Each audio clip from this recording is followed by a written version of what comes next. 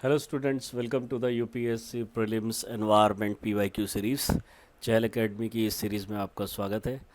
हम लोग यहाँ पे एनवायरनमेंट के पूछे हुए क्वेश्चंस जो कि हमारे यूपीएससी सीएससी के पेपर में आए हैं सिविल सर्विसेज एग्जामिनेशन में 2023 के क्वेश्चन हम करने जा रहे हैं। हम आप जानते ही हैं 1995 से हमने सारे क्वेश्चन किए। आज हम 2023 का कर रहे हैं और हमारा लास्ट होगा 2024 तक, यानी लास्ट पेपर जो हमारा यूपीएससी में हुआ है उसके एनवायरनमेंट के सारे क्वेश्चन हम यहाँ पे कर रहे हैं। और आज हम यहाँ पे सेकंड लास्ट पेपर 2023 का करने वाले हैं। बढ़ते हैं फर्स्ट क्वेश्चन की तरफ में। So, which of the following organism perform vagal dance for other of their kin to indicate the direction and distance of a source to a source of their food?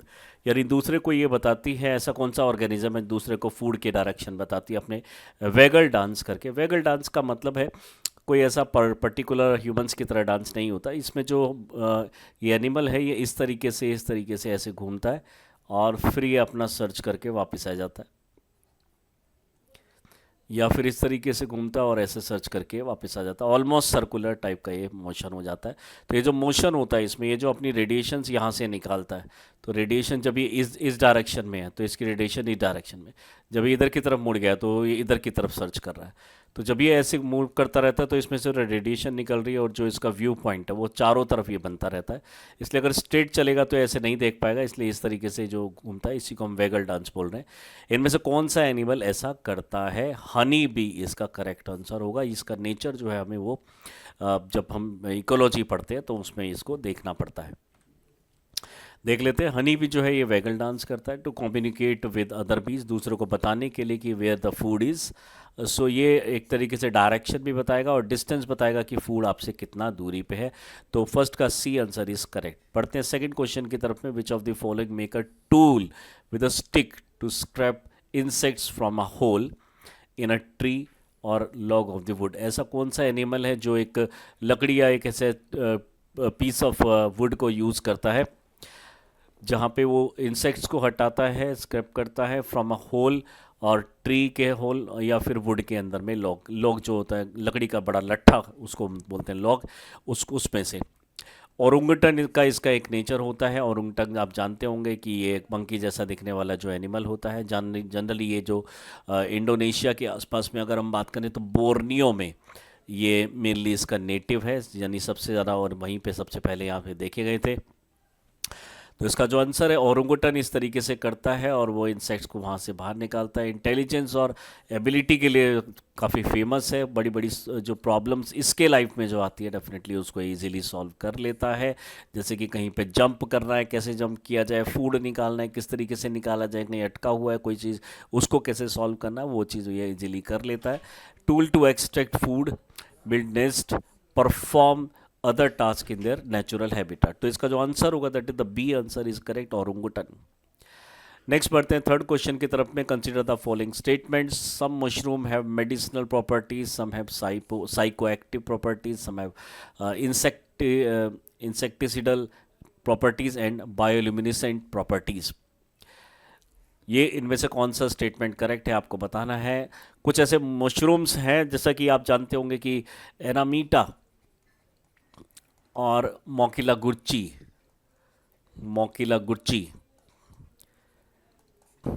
इनमें से एक हम खाते हैं। ऐसे ऐसे कुछ पर्टिकुलर है जो साइको एक्टिव एक्टिविटी भी रखते हैं, इंसेक्टिसाइड में भी इसको यूज़ किया जाता है, और ये चमकते हैं। कुछ ऐसे मशरूम हैं जो रात के अंधेरे में एक फ्लोरल ल्यूमिनेसेंट इसमें होता है, जिसकी वजह से ये एक बायोमार्कर होता है जिसकी वजह से ये चमकते हैं। तो चारों स्टेटमेंट यहाँ पे हमें करेक्ट लगते हैं। तो all the four are actually the correct statements. देख लेते हैं। अगर मेडिसिनल प्रॉपर्टीज़ की बात करें तो जैसे कि ऋषि और सिटाके हो गया, ये जो है ये दोनों के दोनों मशरूम जो ट्रेडिशनल मेडिसिन में यूज़ किया जाता है। सिलिकोसाइबे जो मशरूम है ये हमारा साइको एक्टिव होता है, यानी हमारे ब्रेन डेवलपमेंट और इसके लिए बहुत ज़्यादा अच्छा होता है। सब मशरूम है इंसेक्टिसाइडल प्रॉपर्टीज़, एंटोमोपैथोजेनिक फंजाई, एक तरीके से ये जो है हमारा इंसेक्टिसाइडल होता है। दूसरा हमारा अर्मिलेरिया मिलियई, ये जो होता है ये डार्कनेस में अगर आप देखेंगे तो बाहर ल्यूमिनेसेंट होता है यानी चमकता है। तो आंसर जो होगा हमारा डी आंसर इज करेक्ट। बढ़ते हैं फोर्थ क्वेश्चन की तरफ में। Consider the following trees, jackfruit, mahua और टीक, इनमें से आपको बताना है कि कौन से डेसिडियस ट्री की कैटेगरी में आते हैं। डेसिडियस ट्री की कैटेगरी में जैक फ्रूट, जैक फ्रूट आपको पता ही होगा, ये जो होता है इसको छोड़ के कटहल और ये जो है महुआ भी आता है डेसिडियस में, ये अपनी लीव्स को शेड कर देता है और ये भी अपनी लीव को शेड कर देता है। डेसिडियस ऐसे आपको पता ही होगा, डेसिडियस वैसे प्लांट्स होते हैं जो अपनी लीव्स को शेड करते हैं, लीव्स को शेड करते हैं in a particular time period, shed their leaf shedding. तो लीव शेडिंग जो होती है पर्टिकुलर सीजन में, ये पर्टिकुलर टाइम पे होती है, इसलिए पर्टिकुलर टाइम पे होते हैं तो सारे के सारे जो आप बोल सकते हैं लीव्स होते हैं वो एक साथ निकल जाते हैं, तो इसलिए हमें पूरा नेकेड दिखाई देता है। वहीं पे जो हमारे एवरग्रीन फॉरेस्ट होते हैं उनके जो प्लांट्स होते हैं, ट्रीज जो होते हैं, वो भी अपनी लीव शेड करते हैं। बिना शेड किए लोई कोई सर्वाइव ही नहीं कर सकता, ऐसे कॉन्टीन्यूसली इंक्रीज नहीं होती रहती, जो जो लीव्स वो डेथ होती रहती है जिनकी, वो निकलती रहती है। लेकिन यहाँ पे हर मंथ करती हैं ऐसा, यहाँ पे हर मंथ करती है, हर मंथ करती हैं तो वो सारी एक साथ नहीं करती हैं, कुछ कुछ परसेंटेज करती है। लाइक जो जनवरी में ये 5% कर दिया, फरवरी में ये 10% कर दिया, कहीं भी कभी ये 2% कर दिया, कभी 15% कर दिया, इस हिसाब से। तो मैक्सिमम यहाँ पे ग्रीन रेसी रहती है, इसलिए इसको एवरग्रीन रेन फॉरेस्ट बोलते हैं। और जो एक साथ शेड करते हैं उसको डेसिडियस, यानी शेड दोनों ही करते हैं, डेसिडियस एक टाइम में, एवरग्रीन पूरे साल में करता है। तो जो जैक फ्रूट है उसको छोड़ के बाकी दोनों, यानी दो आंसर हमारे इसमें से करेक्ट है, तो B answer is the correct answer. देख लेते हैं, this is the evergreen tree and meaning it does not shed their leaves and, यानी किसी पर्टिकुलर टाइम पे एनुअली। महुआ जो मधु का इंडिका है ये डेसिडियस है। टीक जो है दिस इज ऑल्सो डेसिडियस। तो फोर्थ का जब आप डेसिडियस फॉरेस्ट पढ़ेंगे तो उसमें इसके एग्जाम्पल से आप इजीली इसको कर सकते हैं इकोलॉजी एनवायरनमेंट पे। बढ़ते हैं फिफ्थ क्वेश्चन की तरफ में। Marsupial are not naturally found in India. Marsupials जो है वो नेचुरली इंडिया के अंदर में नहीं मिलते हैं। डेफिनेटली ये करेक्ट स्टेटमेंट। आप जानते होंगे ऑस्ट्रेलिया के अंदर में हमें सबसे ज़्यादा मार्सुपियल्स हमें दिखाई देते हैं, जैसे कि कंगारू एक बेस्ट एग्जांपल है हमारे सामने मार्सुपियल का। नेक्स्ट स्टेटमेंट है marsupial can thrive only in the mountain grassland with no predator. इसका कोई प्रीडेटर नहीं है, इसको कोई खाने वाला नहीं है और ये ग्रासलैंड में सर्वाइव करता है। यहाँ तक तो सही है ग्रासलैंड वाला, लेकिन प्रीडेटर नहीं है ऐसा करेक्ट नहीं है, यानी फर्स्ट स्टेटमेंट करेक्ट है, सेकेंड रॉन्ग है। तो इसमें हो जाएगा this C answer is actually the correct statement. So C is the correct. Marsupial are primarily found in the India. ये हमारा रॉन्ग हो जाएगा क्योंकि ये ज़्यादातर हमारे अमेरिका ऑस्ट्रेलिया की जगह पे दिखाई देते हैं। ऐसा मतलब marsupial can thrive only in the mountain drive, कोई इसका प्रीडेटर नहीं होता, ऐसा नहीं है। इसमें भी आपको यहाँ पे प्रीडेटर्स दिखाई देंगे। तो फिफ्थ के जो आंसर होगा that is the C answer is correct. पढ़ते हैं सिक्स क्वेश्चन की तरफ में। पूछा गया है कंसिडर द फॉलोइंग फोना। इस पर्टिकुलर फोना में से कौन सा, यानी लायन टेल मोकाक्यू, मलाबार शेवेट और सांबर डियर में से जनरली नॉक्चर्नल है और या फिर मोस्ट एक्टिव होते हैं सनसेट के बाद में। नॉक्चर्नल मतलब जो रात को देख सकते हैं इजीली और मूव कर सकते हैं, एक्टिव हो जाते हैं। लायन टेल्ड मोकाक्यू ये दरअसल नॉक्चर्नल नहीं है। शिविट भी नॉक्चर्नल है, सांबर डियर जो है वो भी नॉक्चर्नल है। तो बी आंसर इज करेक्ट। देख लेते हैं, डायूर्नल है ये, और लायन टेल्ड मोकाक्यू ये दिन में भी और रात में भी एक तरीके से are typically active during the day, foraging, grooming and socialising in the morning and afternoons. They are not nocturnal. सिर्फ रात में एक्टिव होने वाले एनिमल में नहीं है। नॉक्चर्नल जो मालाबार शिविट है डेफिनेटली ये नाइट में और वेस्टर्न घाट्स में हमें मिलेगा। दूसरी बात है सांभर जो है हमारा एक्टिव हो जाता है डॉन में और डस्क में, यानी जो पूरी तरीके से रात भी नहीं है और पूरी तरीके से दिन भी नहीं है, वहाँ पे ये ज़्यादा एक्टिव हो जाता है। तो ये भी नॉक्चर्नल कैटेगरी में लिया जाएगा। तो सिक्स का बी आंसर इज करेक्ट। बढ़ते हैं सेवंथ क्वेश्चन की तरफ में। Consider the following statement regarding the Indian squirrel.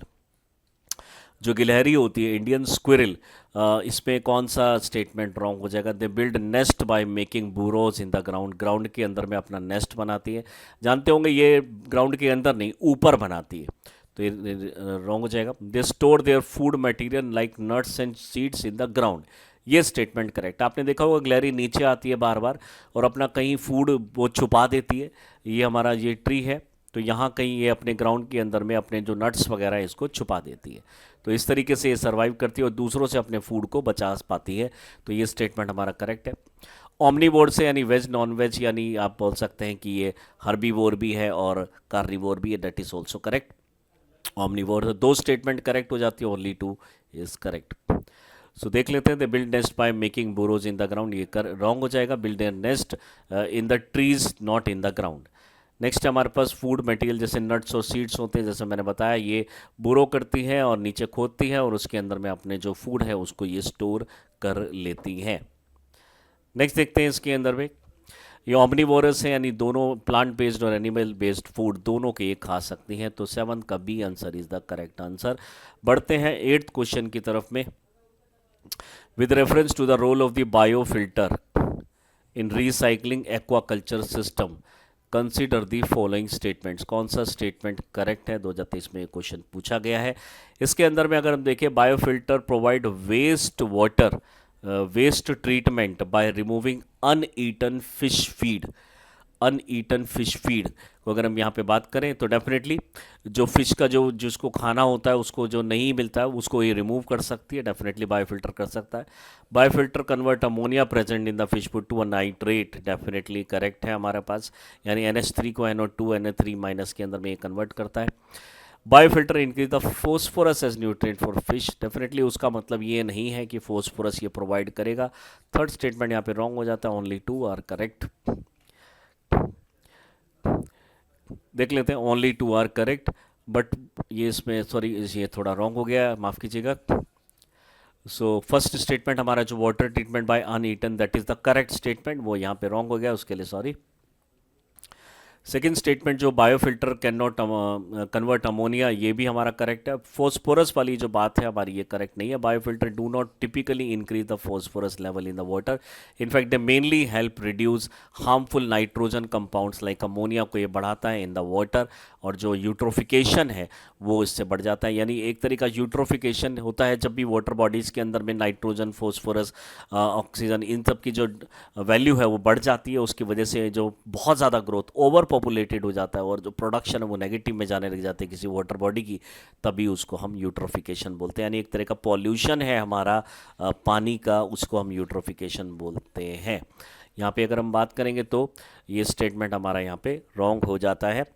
तो जो 8th का थर्ड स्टेटमेंट रॉन्ग है, तो बी आंसर हमारा करेक्ट हो जाएगा। बढ़ते हैं 9th क्वेश्चन की तरफ में। Consider the following statement regarding the mercury pollution mercury pollution के अंदर में हमारा gold mining activity is the source of mercury pollution in the world, correct है। जब गोल्ड माइन किया जाता है तो उसमें बहुत सारा मेटल भी निकलता है, उस मेटल में से एक मर्करी भी निकलता है, तो डेफिनेटली वो एक पॉल्यूशन क्रिएट करता है। Coal based thermal power plant cause mercury pollution. अब कोल के अंदर भी यानी फोजिल फ्यूल के अंदर में बहुत सारा मर्करी होता है, प्लस में जो इलेक्ट्रॉनिक सर्किट्स और ये सब चीज़ें यूज़ की जाती है थर्मल पावर प्लांट में, वहाँ भी हमारा मर्करी होता है। यहाँ तक कि हमारे जो घरों में जो स्विच बोर्ड्स होते हैं उसमें भी मर्करी यूज़ होता है, इसी तरीके से थर्मल पावर प्लांट में भी यूज़ होता है। तो this statement is also the correct statement. There is no safe level of exposure to the mercury, definitely ऐसा नहीं है कि इस लेवल तक ये सबका एक लेवल अलग हो सकता है। किसी को मर्करी कंज्यूम करते ही डेथ भी हो सकती है और किसी का ब्रेन हैमरेज हो सकता है, किसी को नर्व्स की प्रॉब्लम हो सकती है, किसी का हेडेक हो सकता है, और कुछ लोग हैं जो थोड़ा ज़्यादा लेवल में कंज्यूम कर सकते हैं। तो एक अच्छा सेफ लेवल यहाँ पे जो बॉडीज़ ने, या आप जानते होंगे मीना माटा जो कन्वेंशन है वो इसी से रिलेटेड है। मीना माटा कन्वेंशन में जो मर्करी का एक तरीके से पॉल्यूशन यहाँ पे बढ़ रहा है, या फिर आप बोल सकते हैं कि कंटेमिनेशन बढ़ रहा है कंटेमिनेशन बढ़ रहा है हमारा इन वाटर बॉडीज़, उसकी वजह से मीना माटा जो कि जापान में वहाँ पे कन्वेंशन हुआ कि हम ये जो मरकरी का जो इरेगुलर प्रैक्टिसेस है उसको हम यहाँ पे रोकेंगे। 9th का जो आंसर होगा, all of these are actually the correct statements, so C is the correct. So gold mining definitely जैसे मैंने बताया आर्टिसिनल और स्मॉल गोल्ड माइनिंग्स के अंदर में आपको मिलेगा। एनवायरनमेंट और कंटेमिनेटेड वाटर होता है ये। कोल बेस्ड फायर जो पावर प्लांट्स होते हैं उसके अंदर भी हमें प्रेजेंट होगा ये, और मरकरी हाईली टॉक्सिक है, heavy metal that affect the nervous system, kidney, other organ, जैसा मैंने बताया आपको। तो हमारा जो मीनामाटा कन्वेंशन इसी से रिलेटेड था। वर्ल्ड हेल्थ ऑर्गेनाइजेशन का भी कोई पर्टिकुलर यहाँ पे कोई सेफ लेवल नहीं इन्होंने बताया है कि कितने लेवल तक आपको इसको यूज़ करना चाहिए। इसका मतलब जब सेफ लेवल नहीं बताया, इसका मतलब हम कुछ भी लेवल अगर यूज़ कर रहे हैं तो वो भी हमें हार्म कर सकता है। तो 9th का सी आंसर इज करेक्ट। बढ़ते हैं 10th क्वेश्चन की तरफ में। Consider the following aerosol, foam agent, fire retardant, lubricant in the making of how many of the above are hydrofluorescent carbon. Hydrofluorescent carbon से हम इनमें से ऊपर जो चार है इनमें से क्या चीज़ें बना सकते हैं। अगर हम बात करेंगे तो ये एरोजोल के अंदर में डेफिनेटली जो परफ्यूम स्प्रेज और ये पेस्टिसाइड स्प्रे ये होते हैं उसमें यूज़ करते हैं। फॉर्म एजेंट में यूज़ करते हैं।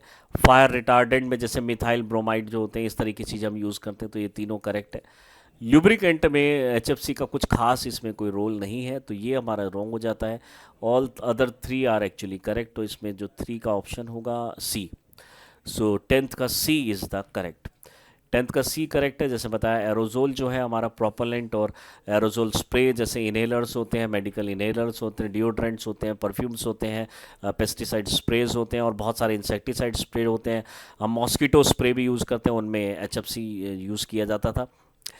फॉर्म एजेंट के अंदर में भी जिसमें फॉर्म बनते हैं, जैसे आप बोलेंगे कि पैकिंग की फॉर्म वगैरह जो बनाने के जो एजेंट्स होते हैं उसमें भी एचएफसी यूज़ होता है। फायर रिटार्डेंट में जैसे मिथाइल ब्रोमाइड मैंने बताया उसमें भी यूज़ होता है। लुब्रिकेंट में एज सच इसका कोई रोल नहीं हमें दिखता है। तो 10th का C answer is the correct answer. बढ़ते हैं 11th क्वेश्चन की तरफ में। Consider the following statements, activities, spreading fine ground basalt rock on farmland extension, increasing the alkalinity of the ocean by adding lime, capturing carbon dioxide released by various industries and pumping it into the abandoned subterranean mines in the form of the carbonated water। इन सब में से आपको बताना है how many of the above activities are often considered and discussed for carbon capture and the sequestration. Carbon capture और sequestration के लिए इनमें से कौन सी एक्टिविटी को यूज़ किया जा सकता है। डेफिनेटली जो भी हमारे रॉक्स होते हैं बहुत अच्छे एब्जॉर्बर होते हैं कार्बन डाइऑक्साइड के या किसी भी गैस के, तो वहाँ पे भी इसको यूज़ किया जा सकता है। ओशन की एल्कलिनिटी को बढ़ाने के लिए भी हम लाइम उसके अंदर में जो डालते हैं, ठीक है, उस वो किया जा सकता है। डेफिनेटली उससे भी हमारा फिक्सेशन होगा। कार्बन डायरेक्टली हम जो इंडस्ट्रीज़ का जो है उसको कैप्चर कर लें तो डेफिनेटली वो भी माइंस के अंदर में हम डाल दें, तो माइंस के अंदर में जो कार्बोनेटेड वाटर है उस फॉर्म में हम इसको डाल देते हैं। तीनों स्टेटमेंट हमें यहाँ पे करेक्ट लग रही हैं, तो यहाँ पे जो ऑल 3 सी यानी 11th का C answer is the correct answer. देख लेते हैं, all are actually the correct. जैसे मैंने बताया, so spreading finely grained basalt rocks on farmland, it involve spreading the silicate rocks basalt to accelerate natural carbon dioxide absorption. It reacts with CO2 to form stable carbonate and effectively removing the carbon dioxide from the atmosphere. Alkalinity जो है this method is called ocean alkalinity enhancement, OAE।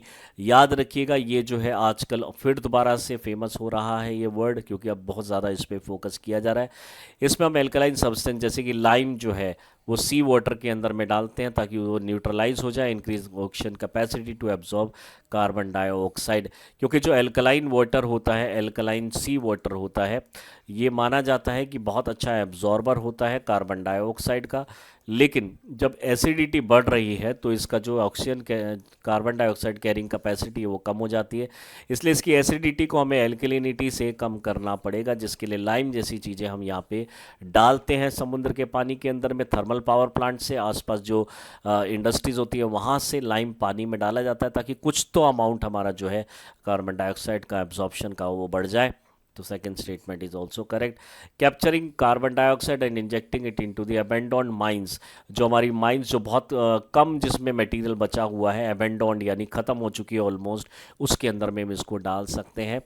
और एक process होता है जिसमें हम एक जगह से ही, मान लीजिए हमारे अंदर के जो माइंस हैं, यहाँ से हम प्रेशर से एयर डालेंगे या कोई गैस डालते हैं और यहाँ से हम दूसरी गैस को निकाल सकते हैं।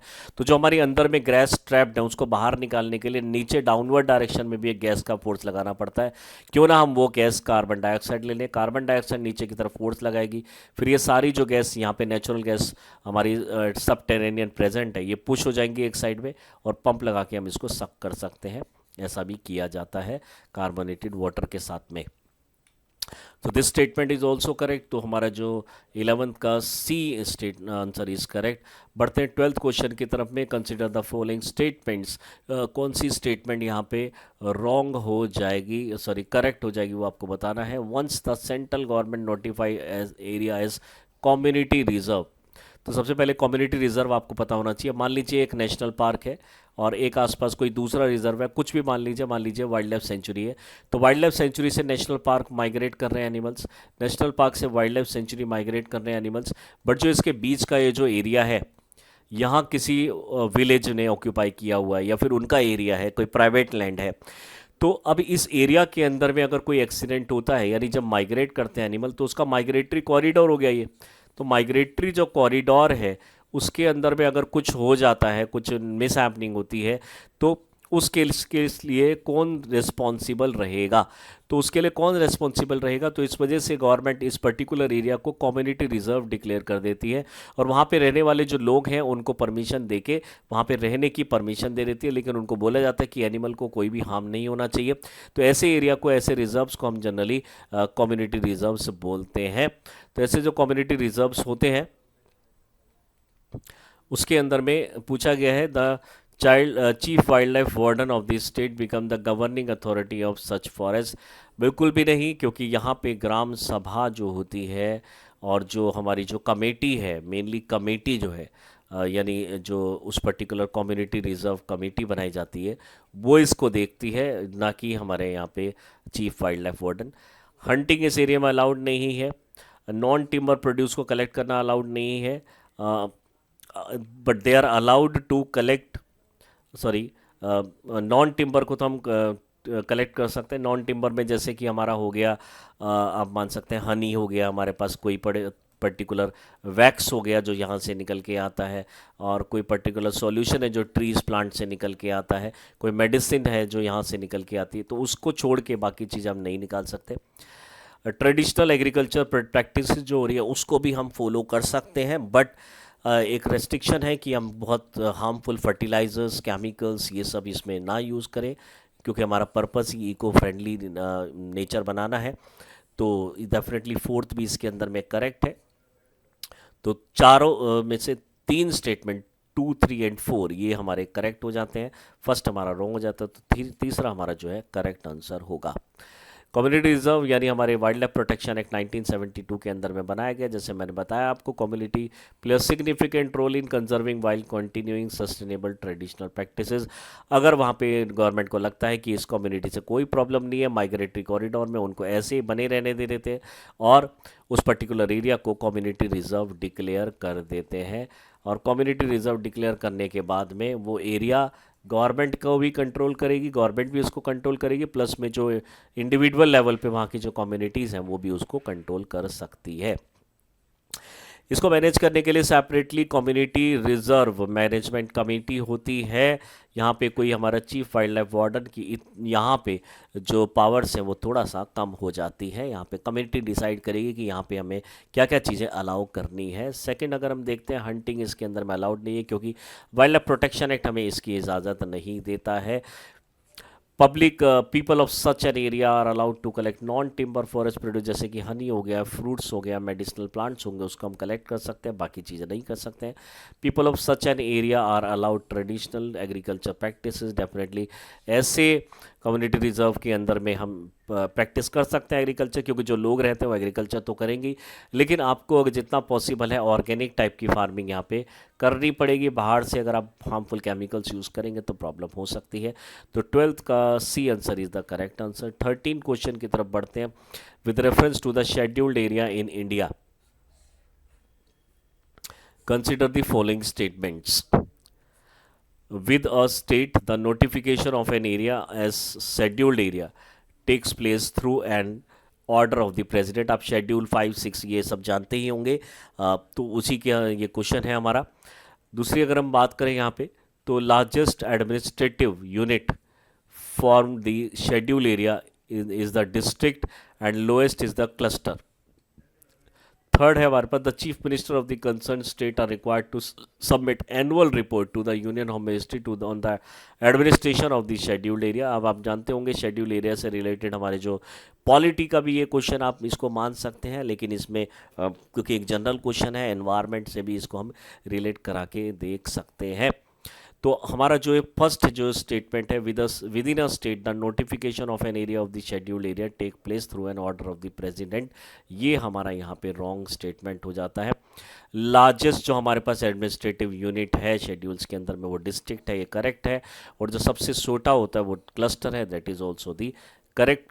चीफ मिनिस्टर जो है वो उसको एनुअल रिपोर्ट सबमिट करनी पड़ती है यूनियन होम मिनिस्ट्री को on the administration of the scheduled area, sorry, that is also the correct statement. तो सेकंड स्टेटमेंट यहाँ पे करेक्ट हो जाती है, थर्ड स्टेटमेंट यहाँ पे करेक्ट हो जाती है, और फर्स्ट स्टेटमेंट रॉन्ग होने की वजह से टोटल 2 स्टेटमेंट यहाँ पे करेक्ट है। B is the correct answer. देख लेते हैं, शेड्यूल्ड एरिया जो है is notified by the president of India but based on the recommendation of the governor. यहाँ पे गवर्नर जो है, बट ये जो पहला स्टेटमेंट है वो यानी through order of the president, ये ऐसा नहीं हो सकता है। Of the concern state under the clause 6 of the article 244 of the 5th schedule, जैसा कि मैंने स्टार्टिंग में बताया, तो गवर्नर यहाँ पे इंपॉर्टेंट रोल प्ले कर रहा है। उसके बाद में प्रेसिडेंट यहाँ पे रिकमेंडेशन के बेसिस पे काम करेंगे। नेक्स्ट है हमारे पास यहाँ पे शेड्यूल एरिया जो है उसका जो सबसे बड़ा एरिया है वो डिस्ट्रिक्ट, और सबसे लोएस्ट में हम यहाँ पे क्लस्टर को ही लेते हैं या ब्लॉक्स को उसमें लेते हैं। थर्ड स्टेटमेंट भी यहाँ पे हमें करेक्ट ही लगता है। The para 3 of the 5th schedule of the constitution of the governor of the state is required to submit an annual report to the president of India.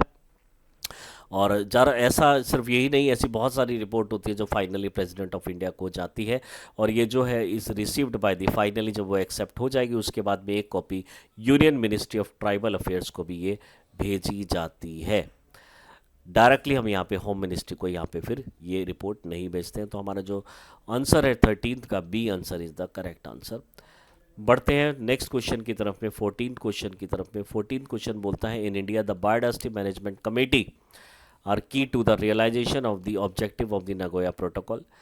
Second statement of the Biodiversity Management Committee have important function in determining access and benefit sharing, including the power to levy collection fees on the access of the biological resources within its jurisdiction. अब ये question आप अगर देखेंगे तो सबसे पहले आपको Nagoya protocol के बारे में पता होना चाहिए। नगोया प्रोटोकॉल आपको जो कार्टाजीना प्रोटोकॉल है उसको कार्टाजीना जो कि कोलंबिया में है वहाँ पे इस प्रोटोकॉल को डिसाइड किया गया था सन 2000 के अंदर में। लेकिन प्रॉब्लम ये आई कि कार्टाजीना जो कोलंबिया में south America central American country है, उसने यहाँ पे मना कर दिया कोलंबिया ने कि हम लोग इतना अभी हैंडल नहीं कर सकते। तो फिर ये मीटिंग फाइनली होती है मॉन्ट्रियल के अंदर में, कनाडा के अंदर में, और कनाडा में फिर ये फाइनली मीटिंग हो जाती है। तो कार्टाजीना के अंदर में डिसाइड किया गया है कि कोई भी ए कंट्री अगर बी कंट्री को जीएमओ या फिर एलएमओ ट्रांसफ़र करती है, लिविंग मॉडिफाइड ऑर्गेनिज्म या जेनेटिकली मॉडिफाइड ऑर्गेनिज्म, तो उस केस में क्या क्या टर्म्स एंड कंडीशंस होंगी। बायोडायवर्सिटी मेंटेन करना हमारा मेन पर्पस है, और इसको फुलफिल करने के लिए फिर बनाया गया नगोया प्रोटोकॉल। नगोया प्रोटोकॉल हालांकि वह पहले आ गया था, लेकिन 2010 के आसपास में प्रॉपरली एक्टिव होता हुआ दिखता है। उसी से रिलेटेड ये है कि in India biodiversity management committee जो है ये key to the realisation of the Nagoya protocol से रिलेटेड है। और मैनेजमेंट कमेटी जो है इंपॉर्टेंट फंक्शंस, बेनिफिट शेयरिंग, ये सब डिसाइड करती है, जुरिस्डिक्शन ये सब डिसाइड करती है। तो क्या स्टेटमेंट यहाँ पे ये करेक्ट है? दोनों ही स्टेटमेंट यहाँ पे करेक्ट स्टेटमेंट है। तो C is the correct answer. तो C is the correct answer. Nagoya protocol जैसे जो आया मैंने बताया, जैसे आपको सीबीडी के बाद में आया, यानी सबसे पहले जो मीटिंग होती है वो सीबीडी की होती है, उसके बाद कार्टाजीना होती है, और कार्टाजीना के बाद में यहाँ पे हम नगोया प्रोटोकॉल देखते हैं, और नगोया प्रोटोकॉल के बारे में अगर आप देखेंगे तो उसके बाद में एची बायोडाइवर्सिटी टारगेट्स जो है वो डिसाइड किए जाते हैं। तो ये हमारी सीरीज़ है। और सीबीडी से भी अगर हम पहले देखेंगे तो हमारे पास होता है रियो डी जेनेरियो की एक मीटिंग, जो कि अभी तक की सबसे बड़ी मीटिंग मानी जाती है। इसलिए इसको अर्थ समिट भी बोलते हैं। और इसकी भी शुरुआत अगर हम देखेंगे, रियो अर्थ समिट की शुरुआत जो होती है United nation convention on human environment 1972 में ये मीटिंग होती है। फिर उसके बाद रियो की मीटिंग होती है 1992 के अंदर में। फिर सीबीडी के 1993 में बन जाता है। कार्टाजीना 2000 के आसपास में बन जाता है। 2010 में ये बन जाता है। और उसके बाद एची बायोडाइवर्सिटी टारगेट आ जाते हैं। इसके लिए स्पेशली बायोडाइवर्सिटी मैनेजमेंट कमेटी यहाँ पे लोकल लेवल पे देखने के लिए इसको बनाया गया है। BMC play a crucial role in maintaining people's biodiversity register and ensuring sustainable use of the biological resources with aligning with the objective of the Nagoya Protocol को सक्सेसफुल करने के लिए ये बनाया गया है। दूसरी बात है कि अगर किसी कंट्री ने कोई बेनिफिट उठाया है कोई बायोलॉजिकल रिसोर्सेज को यूज़ करके, तो उसको दूसरी कंट्री को भी प्रोवाइड करना चाहिए। ऐसा नहीं कि वो एक ही कंट्री अपने पास सारे राइट्स उसके रख ले। अगर दूसरी कंट्री उसको हेल्प मांगती है तो बायोडाइवर्सिटी एक्ट के अंदर में आपको वो देनी पड़ेगी, और कार्टाजीना प्रोटोकॉल के अंदर में भी आपको देना पड़ेगा। अगर कोई कंट्री LMO लेने के लिए, यानी लिविंग मॉडिफाइड ऑर्गेनिजम्स, ये कोई मेडिसिन भी हो सकती है ताकि जो लिविंग मॉडिफाइड ऑर्गेनिज्म से आए, या फिर डायरेक्टली कोई क्रॉप हो सकती है, जैसे बीटी कॉटन हो गया। ये जैसे वीट फ्लोर होता है, ऐसे मेज़ फ्लोर भी काफ़ी आ रहे मार्केट में आते हैं, यानी जो मक्के का आटा है जो कि जेनेटिकली मॉडिफाइड मेज़ है उसका आटा है। यानी जब भी कोई चीज़ इंपोर्ट एक्सपोर्ट होगी जो कि LMO से रिलेटेड है किसी भी कंट्री में, तो वो सब कार्टाजीना प्रोटोकॉल देखता है। और उसके बाद में जो कार्टाजीना प्रोटोकॉल, नगोया प्रोटोकॉल, और ये सब एक ही चीज़ से रिलेटेड है। लेकिन जो NBA है वो ये चेक करेगा कि इसमें कोई पेटेंट का इशू तो नहीं चल रहा है, यानी दूसरी कंट्री ने जो हमें प्रोडक्ट भेजा है उसमें कोई इशू तो नहीं चल रहा, कोई काउंटर फीट का तो कोई इशू नहीं चल रहा है, यानी कोई गलत तरीके से उसकी कॉपी बना के तो नहीं बेच रहा है। उसको सबको देखता है नेशनल बायोडाइवर्सिटी जो अथॉरिटी है, जिसको यानी बायोडाइवर्सिटी एक्ट के अंदर में, यानी अगर हम यहाँ पे देखेंगे वो बनाया गया था। और ये जो है बोर्ड, यहाँ पे स्टेट बायोडाइवर्सिटी बोर्ड, ये एक साथ काम करते हैं to implement access and benefit sharing mechanism. तो 14 का सी आंसर इज करेक्ट। बढ़ते हैं 15th क्वेश्चन की तरफ में। 15th क्वेश्चन में इन्वेजिव स्पीशीज स्पेशलिस्ट ग्रुप जो है that develop global invasive species database belong to which one of the following organization। सोचने की ज़रूरत ही नहीं है। इन्वेजिव स्पीशीज से रिलेटेड ग्रुप पहले बनाया गया था IUCN के अंदर में, international union for the conservation of the nature, IUCN एक NGO है, आप जानते होंगे, एक बहुत बड़ी NGO है जो बहुत सारी गवर्नमेंट्स को, बहुत सारे स्टेक होल्डर्स को साथ में लेकर आती है। प्लस में उनको ये बताती है कि जो हमारे एनिमल्स हैं और जो प्लांट्स हैं उनके साथ क्या गलत हो रहा है, उनकी पॉपुलेशन यहाँ पे डिक्लाइन हो रही है, तो गवर्नमेंट को क्या क्या स्टेप लेने चाहिए। एक तरीके से रिक्वेस्ट, एक तरीके से रिकमेंडेशंस है। डेफिनेटली ये मैंडेटरी नहीं है किसी कंट्री को फॉलो करना क्योंकि NGO है, बट क्योंकि इसके अलावा कोई ऑर्गेनाइजेशन नहीं है जो ऐसे एनिमल्स प्लांट्स के बारे में और उनके एक्सटिंक्शन खतरे के बारे में बता रही है। तो हाँ, ज़्यादातर कंट्रीज इसको फॉलो करती हैं। तो इसको अगर हम देखेंगे तो इन्वेजिव स्पीशीज स्पेशलिस्ट ग्रुप जो है, जो ये बताता है कि इस तरह की स्पीशीज़ आपके एरिया में एंटर कर चुकी है उसको ख़त्म कीजिए, अदरवाइज ये दूसरी प्लांट को ख़त्म कर देंगे या दूसरे एनिमल को ख़त्म कर देंगे। उस वजह से ये एक तरीके से IUCN का ये पार्ट बन जाता है। तो 15th का जो A answer is the correct answer. हमें आगे जाने की ज़रूरत ही नहीं है। UNEP और United nation world commission for environment and development, WWFN जो है world wide fund for nature, इसका डायरेक्ट रिलेशन यहाँ से नहीं है, इनडायरेक्ट डेफिनेटली ये भी इससे रिलेटेड होते हैं। तो IUCN is the correct answer. Invasive species के बारे में जो बताता है, इसके एक्सपर्ट्स यहाँ पे होते हैं, साइंटिस्ट होते हैं जो हम बताते हैं कि क्या प्रॉब्लम हो सकती है। बाहर की स्पीशीज़ जो यहाँ पे ग्रो होने लगी है या फिर बाहर की जो एनिमल यहाँ पे आगे आया है उसकी वजह से क्या प्रॉब्लम हो सकती है। ग्लोबल इन्वेजिव स्पीशीज़ डेटाबेस यहाँ पे मेंटेन किया जा रहा है इसी ऑर्गेनाइजेशन द्वारा, इन्वेजिव स्पीशीज़ स्पेशलिस्ट ग्रुप द्वारा, to provide critical information of invasive species worldwide. तो 15 का A answer is the correct answer. बढ़ते हैं 16th क्वेश्चन की तरफ में। क्वेश्चन रिलेटेड है स्टेटमेंट 1। कार्बन मार्केट से रिलेटेड। आप जानते होंगे कार्बन मार्केट को पहली बार क्योटो प्रोटोकॉल के अंदर में इंट्रोड्यूस किया गया था एक बड़े लेवल पे। छोटे लेवल पे पहले सी कंट्रीज़ में छोटा छोटा लेवल पे चल रहा था, लेकिन बड़े लेवल पे क्योटो प्रोटोकॉल में यानी 1997 में जो क्योटो प्रोटोकॉल आता है, जो एक्टिव होता है हमारा फरवरी के अंदर में 2005 के अंदर में, और जिसका जो टाइम ड्यूरेशन था 2008 से लेकर 2012 के बीच में पूरे वर्ल्ड से 5.2% जीएचजी एमिशन को कम करना है बिलो 1990 लेवल। जो 1990 में जीएचजी ग्रीन हाउस गैस का लेवल होगा उसको 5.2% तक हमें कम करना है। और ये कब तक करना है? 2012 तक। किस टाइम ड्यूरेशन में करना है? 2008 से 12। और ये एक्टिव कब होता है? 2008-5 में एक्टिव होता है। बना कब था? 1997 में। ये market mechanism are likely to be one of the most widespread tool in the fight against the climate change. बहुत अच्छी बात है, यानी करेक्ट स्टेटमेंट है। नेक्स्ट देखते हैं, carbon market transfer resource from private sector to the state. इससे इसका कोई लेना देना ही है, यानी प्राइवेट और गवर्नमेंट से ऐसा कोई पर्टिकुलर कोई लेना देना नहीं है। कार्बन मार्केट में एक कंट्री दूसरी कंट्री से कार्बन शेयर जो है वो खरीद रही है। जो पॉजिटिव पॉइंट्स है वो खरीद रहे हैं, नेगेटिव अगर हो जाता है, यानी अगर किसी एक्स कंपनी का जो कार्बन एमिशन लिमिट है 100 है और उसने 150 अगर प्रोड्यूस कर लिया है पॉल्यूशन, तो -50 इसका पॉइंट हो जाएगा। वहीं पे अगर वाई कंट्री का अगर हम देख रहे हैं उसको 200 यूनिट अलाउड है और उसने 120 ही यूनिट प्रोड्यूस करी है, तो इसका +80 में चला जाएगा। तो यहाँ से 50 पॉइंट ये कंट्री जो एक्स कंट्री वाई से खरीद सकती है। तो that is the carbon market. Kyoto protocol में इसको इंट्रोड्यूस किया गया था। आज बहुत सारी कंट्रीज इसको फॉलो कर रही हैं। C statement is the correct. First statement correct है और जो सेकंड स्टेटमेंट है वो डायरेक्टली इनकरेक्ट है, तो इसमें कोई दूसरा कोई रीज़न ही नहीं है। तो देख लेते हैं इसको। Carbon market are likely to be one of the most widespread tool in fighting against the carbon. अगर जब ये कंट्री जो है पॉल्यूशन को इस तरह से कम कर रही है, इसको हम कार्बन ऑफसेटिंग वर्ड भी बोल सकते हैं। इसको भी आपको याद रखना है।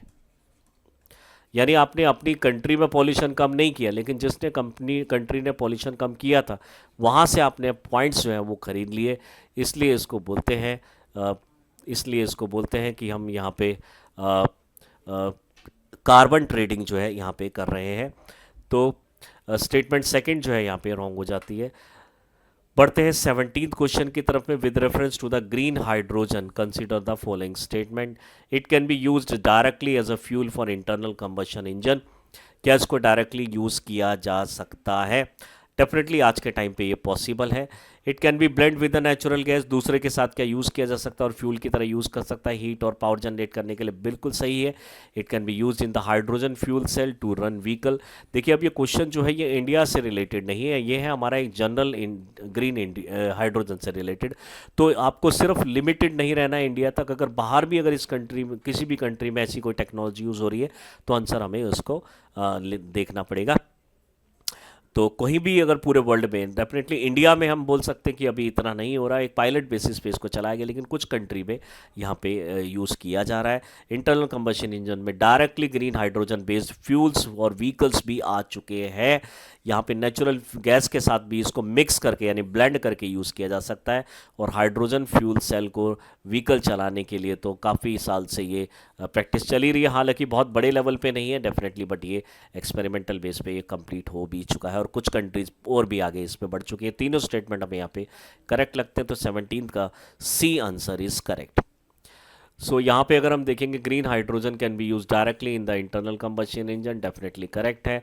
Hydrogen can be blend mix करके यूज़ किया जा सकता है और हमारे एग्जिस्टिंग इंफ्रास्ट्रक्चर में ये पावर जनरेशन और हीट जनरेशन के लिए काम आएगा और कार्बन एमिशन को कम करेगा। डेफिनेटली ये एक तरह का ग्रीन फ्यूल है तो हमें डेफिनेटली फ़ायदा ही होगा। एनवायरमेंटल पॉल्यूशन कम होगा और यहाँ पे डायरेक्टली व्हीकल को चलाने में भी यूज़ किया जा सकता है। तो पहले हाइड्रोजन लिया जाएगा, हाइड्रोजन को इलेक्ट्रिक एनर्जी में कन्वर्ट किया जाएगा और फिर इलेक्ट्रिक व्हीकल्स के अंदर में इसको यूज़ किया जा सकता है। That is the correct statement. तो 17 का C statement is correct, C answer is correct. बढ़ते लास्ट क्वेश्चन की तरफ में। 18 question. Consider the following heavy industries. यहाँ पे अगर हम देखेंगे तो जो फर्स्ट है हमारे पास फर्टिलाइज़र प्लांट्स जो है, फर्टिलाइज़र प्लांट्स के अंदर में अगर हम देखेंगे तो दूसरा है ऑयल रिफाइनरीज़ के अंदर में अगर हम देख रहे हैं, थर्ड है स्टील प्लांट्स के अंदर में अगर हम देख रहे हैं तो पूछा गया है कि इन हैवी इंडस्ट्रीज में से ग्रीन हाइड्रोजन, दोबारा से वही सेम क्वेश्चन आ गया एक ही साल में, is expected to play a significant role in decarbonising how many of the above industries. तो इसके अंदर में डेफिनेटली डीकार्बोनाइजिंग करने के लिए ग्रीन हाइड्रोजन कौन सा एक इंपॉर्टेंट रोल प्ले कर सकता है? फर्टिलाइजर प्लांट में, oil refinery, steel industries, steel plant, all all are correct. तो कहीं भी इसको हम यूज़ कर सकते हैं, all are actually the correct statement. Fertiliser plant में green hydrogen play a important role to produce ammonia, की कंपोनेंट है, फर्टिलाइज़र की तरह यूज़ किया जा सकता है। ऑयल रिफाइनरीज में इसको रिफाइन करने के लिए यूज़ किया जा सकता है, make the process more eco friendly. Steel plant में भी ग्रीन हाइड्रोजन जो कैन यूज़ किया जा सकता है as a reducing agent. Reducing agent जो आप रिड्यूसिंग और ऑक्सीडाइजिंग आप जानते होंगे, दो तरह के एजेंट होते हैं, वैसे उसको यूज़ किया जा सकता है। और कार्बन इंटेंसिव मेथड और सिग्निफिकेंटली लोअर एमिशन करने के लिए एक बहुत अच्छा मेथड होता है। तो इसका जो आंसर है 18 का सी आंसर इज करेक्ट। तो ये था हमारा 2023 में पूछे गए एनवायरमेंट PYQs जो कि प्रीलिम CSE में पूछे गए हैं। नेक्स्ट हम लास्ट करने वाले हैं 2024 के क्वेश्चन पेपर, और उसके बाद हमारी ये सीरीज़ कंप्लीट हो जाएगी। लास्ट पेपर हमारा बचा है जो हम नेक्स्ट टाइम पे इसको करेंगे। मिलते हैं नेक्स्ट क्वेश्चन की सीरीज़ में, तब तक के लिए थैंक यू, बाय।